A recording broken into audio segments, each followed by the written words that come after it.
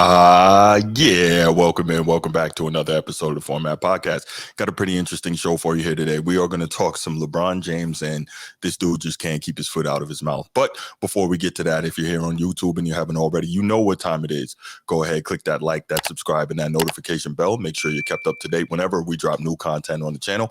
If you want the audio only version of the podcast, so you don't have to look at me, but you get to hear my wonderful voice. Just open up your audio podcast platform, hit the search bar, type in the Format Podcast. We should come right up. If you're enjoying the content, please go ahead, give us that like, that 5-star review, leave us a comment. All of it helps us rise in the algorithm, helps us find more sports fans, helps more sports fans find us, and look out for the next live episode on Saturday night. All right, so let's get right to it, man. LeBron James. Bronny James. I guess LeBron James Jr., so LeBron James squared, right? But in all seriousness, here's the deal. ESPN, I guess yesterday, put out, or 2 days ago, put out something removing Bronny James from what they had as their top 60 candidates for this year's NBA draft and pushed them to the class of 2025. Now, ordinarily, this wouldn't be a big deal, right? A guy is a freshman in college and he is taking some time to adjust to the college game and kind of get to where he needs to be in order to be viewed as a first or second round draft pick in the NBA. But why is this a big deal?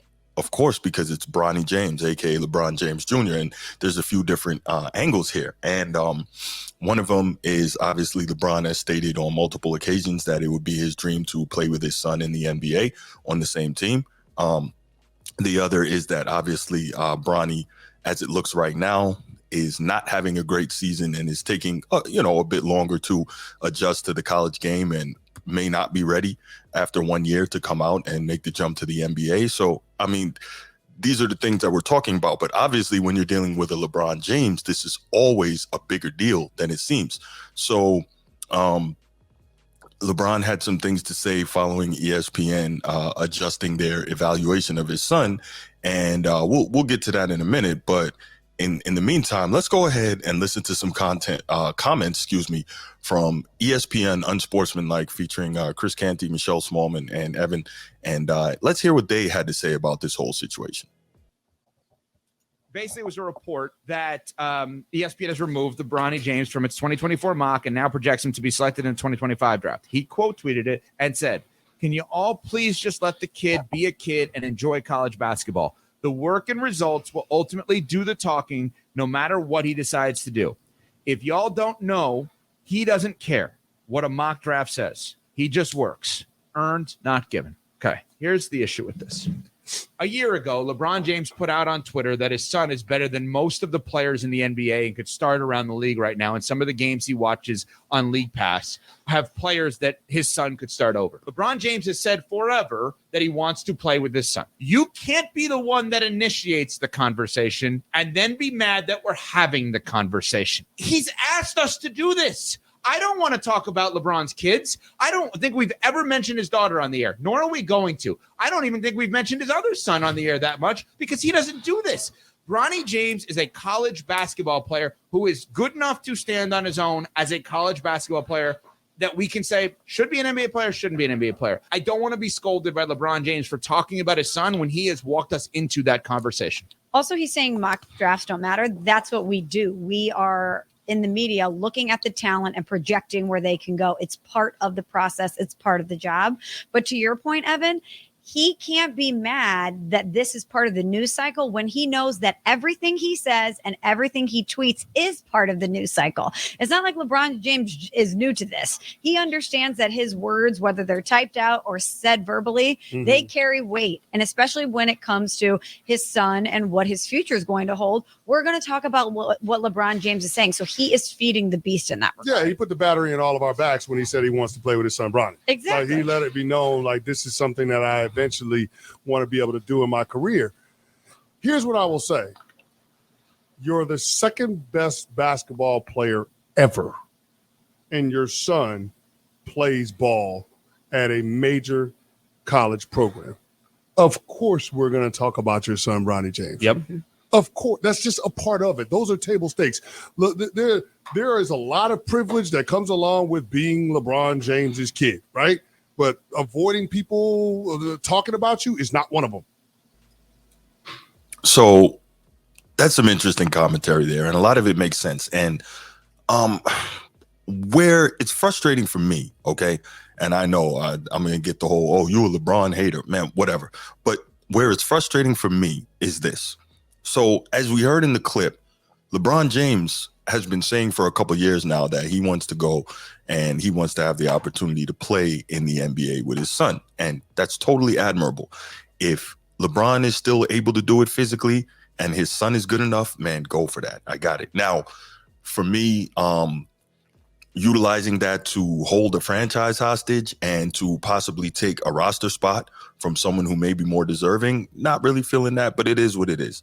Now, here's the deal. Some people are flipping it and saying, well, LeBron is a father first. Of course, he's going to try and grease the skids for his son. And I totally get that. I'm a father of two, and I respect the fact that LeBron is, by all appearances, an outstanding father.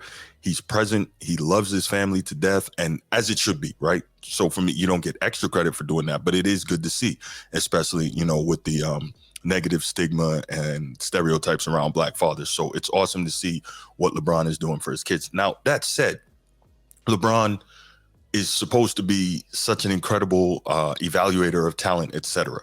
He's got to know his son's not ready for this. He knows that. Another thing he's got to know, that by talking all this, he's putting a bullseye on his son's back whenever he does get into the league.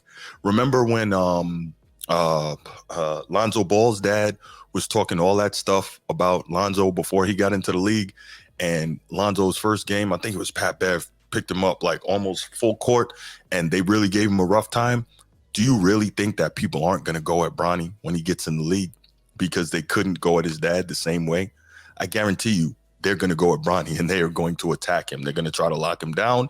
They're going to probably try to expose him defensively and attack him and drop 30 on him. I mean, it's to be expected. And I'm sure LeBron has mentally prepped Bronny for that, saying, hey, if and when you get in the league, this is what you can expect, because of who I am, because of what your name is, etc. So cool.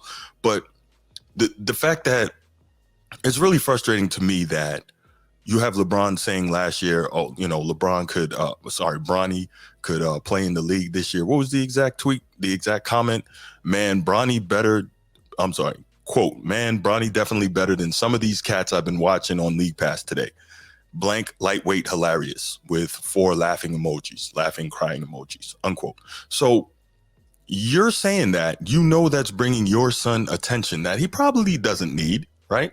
So you're trying to grease the skids, probably being disingenuous. We talked about that last episode, but okay, whatever.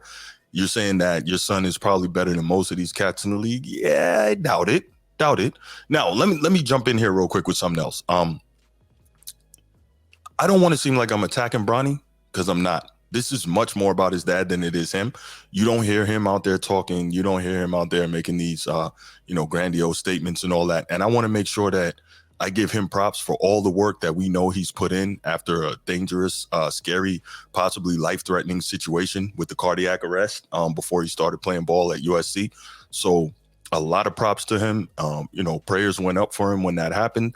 And it's good to see that he's out there doing it. That said, that doesn't make you a superstar. And clearly, at least at this point, you're not. So anyway, you have LeBron talking about how Bronny is, this was last year, how he's better than a lot of cats in the league right now. Ridiculous. And then on top of that, I think it was earlier this season, you had LeBron post game talking about how Bronny could help the Lakers right now. And I'm like, come on, man. Come on. Anyway, now you have ESPN changing their rankings and putting him in the next class. And of course, you heard the comment. I'm going to put it back up here for you to see it. The retweet, can y'all please just let the kid be a kid and enjoy college basketball? The work and results will ultimately do the talking no matter what he decides to do. If y'all don't know, he doesn't care what a mock draft says. He just works. Earned, not given. So I would respect that a lot more if we hadn't heard all that other stuff from you earlier this season about how he can help the Lakers right now. And then last season about how he's better than so many players in the league. Man, stop it. And so this is even more interesting because, one, LeBron acts like we can't remember this stuff or like we can't dig up these tweets. Okay, cool. But here's the other interesting thing, right? Again, we don't hear anything from Bronny, so we don't even know what his stance is on this.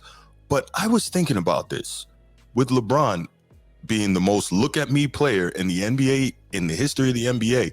I'm really curious to know how much of this is about LeBron and how much of it is about Bronny. I'm not saying that Bronny maybe doesn't want to play with his dad, but to me, this smacks of LeBron's selfishness. Again, always he has to be in the limelight, but this time he's getting away with it even more so because he's pushing his son and using the image of the loving, caring father. Not saying that he's not. I absolutely believe he's a loving, caring father. There's no question about that in my mind. None. Now, that said, he is almost hiding behind that. Why? That's bringing him more attention. Because think about it. If Bronny comes into the league and they get to play together, right? It's not about Bronny. It's about, look at the level that LeBron is still playing on, 22, 23 years into his career, right? That's what it's going to be. Look at how LeBron is out here on the floor having so much fun playing with his son. This is something we've never seen before. Look at how LeBron is out here coaching up his son in the midst of the game and coaching up the other players around him. Everything is LeBron, LeBron, LeBron. The guy's a genius when it comes to marketing. I've said it time and time again, and I truly believe that. There's no hesitation. There's no machinations. I'm not BSing when I say it. I truly believe that he's a genius when it comes to marketing, and that's where my question comes in. Is this more about Bronny or is this more about LeBron? And the more I think about it, I'm thinking this is more about LeBron, because what has he shown us all these years? That despite his quote unquote unselfish play, that he's a selfish guy in his desire, his never ending desire for the maximum amount of attention.